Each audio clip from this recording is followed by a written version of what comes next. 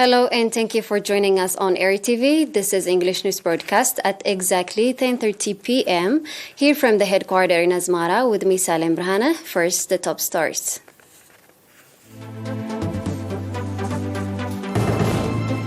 Environmental sanitation activities.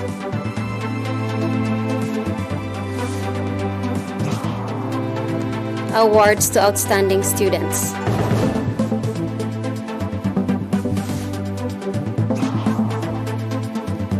Authorities in Mexico City collect domestic guns. Civilians in peril as tension in Democratic Republic Congo escalates. Environmental sanitation program in connection with 5th June World Environmental Day was conducted across the country under the theme Only One World. According to Colonel Gebrahannes Waldegergis, General Director of Social Service at the Central Region, the program was coordinated in cooperation with Project Adhallo and was conducted with the support of machinery, indicating that various programs in the connection with World Environmental Day have been conducted across the country since 31st May. Mr. Mulubrhan Gebrahannes from the Ministry of Land, Water and Environment said that the environmental sanitation activity was part of the overall program. Similar environmental sanitation activities have also been conducted in the port city of Asab and Massawa. Concerned heads of both port cities expressed appreciation for the strong participation of the residents in the program and called for its sustainability. The World Environment Day in Eritrea is being observed with general knowledge contests with a view to develop the understanding of the public and other activities related to the day. World Environment Day is being observed for 25th time at national level and 50th time at international level.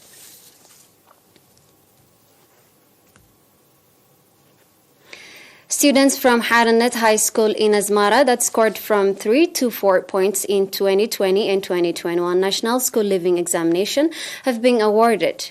The awardees were 47 students, including 18 females. At the ceremony organized on 4th June, 6 exemplary teachers and cleaners were also provided with financial encouragement, indicating that the high point the students have scored was the result of their effort and the support of their teachers and parents. Mr. Takhlamaram Barahi, director of the school, congratulated the outstanding students. Mr. Takhlamaram also said that the award will have significant contribution in encouraging the students to work hard in their future educational career and called on the society and parents in particular to reinforce contribution for the sustainability of the program. Commending the organizers of the program, Mr. Johannes Salomon, head of the high school at the Ministry of Education branch in Central Region, wished the best to the awardees in their future educational career.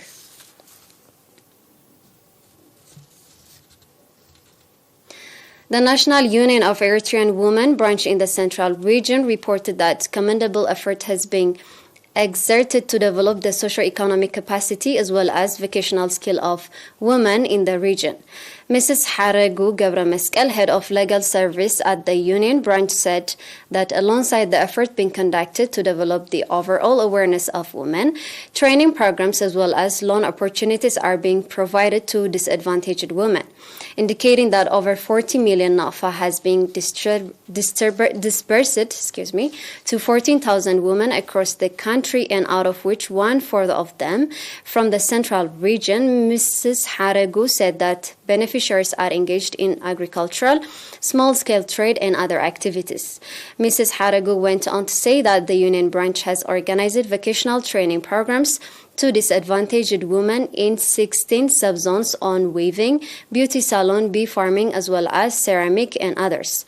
The union branch has also exerted strong effort in raising the awareness of women on the negative effects of harmful practices, including underage marriage and FGM, in the overall development of women.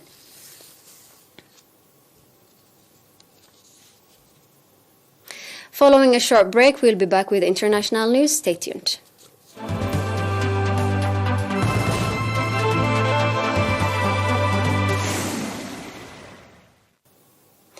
Mexico City's residents handed over their guns on Friday as part of an anti-violence government program aimed at disarming citizens and thus curb violence rates.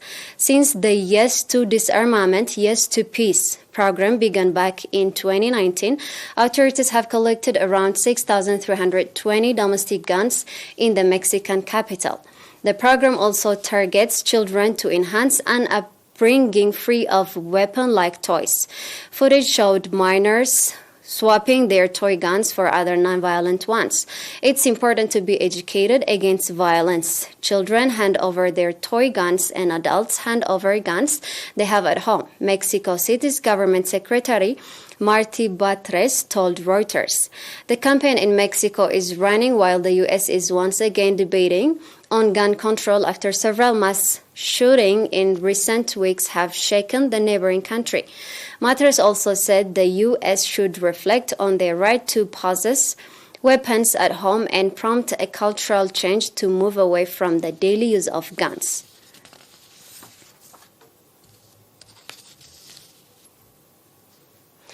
Fighting between government force and armed groups in the conflict-torn North Kivu province of Democratic Republic of the Congo could seriously endanger the safety of civilians in the area, Human Rights Watch has said. Thomas Fessy, senior Democratic Republic Congo researcher at Human Rights Watch, said in a statement that the M23 armed group was responsible for countless atrocities in the past, and the renewed fighting in North Kivu raised grave concerns about the danger to civilians in the area.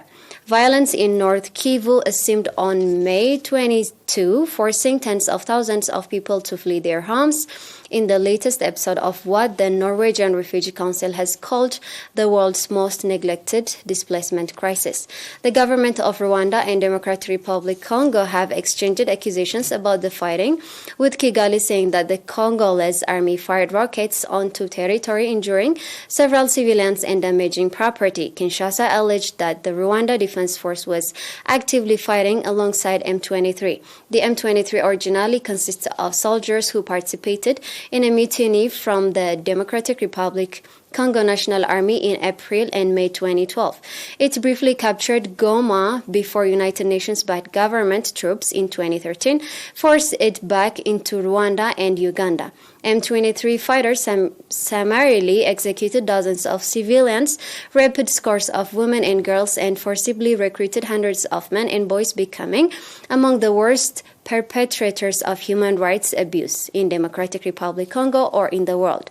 According to the UN High Commissioner for Human Rights, Nevi Pillay, a new round of talks should address, with assistance from the African Union and the UN, the demobilization of armed groups and accountability for past serious crimes, Human Rights Watch said in a statement.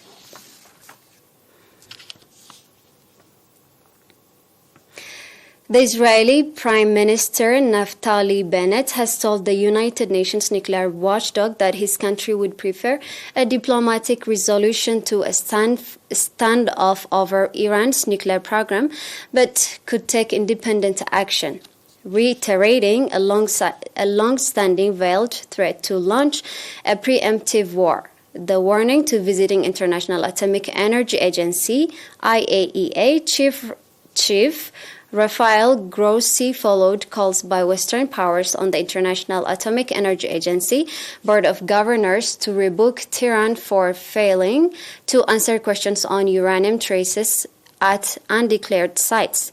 The dispute has further clouded so far fruitless attempt by negotiators to resurrect a 2015 Iran nuclear deal that formed United States President Donald Trump quit in 2018. Since Washington walkout, Iran, which says its nuclear designs are peaceful, has stepped up uranium enrichment, a process that could produce fuel for bombs. Bennett stressed to Grossi the importance of the IAEA Board of Governors delivering a clear and unequivocal message to Iran and its upcoming decision. A statement from Bennett's office said, while it prefers diplomacy in order to deny Iran the possibility of developing nuclear weapons, Israel reserves the right to self-defense and action against Iran to stop its nuclear program if the international community fails to do so within the relevant time frame, it added without elaborating. There was no immediate comment from Grossi's office. Iran blames Israel for a long-running assassination campaign targeting military figures and scientists involved in Tehran's nuclear program. And now, reminders of the top stars.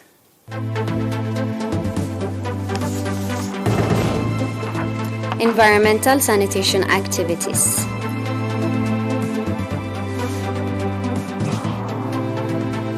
Awards to outstanding students.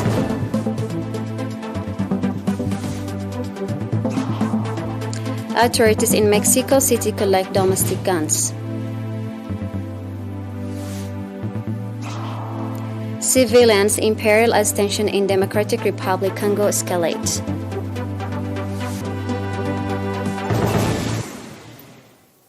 That's all with the news for this evening. Thank you for being with us.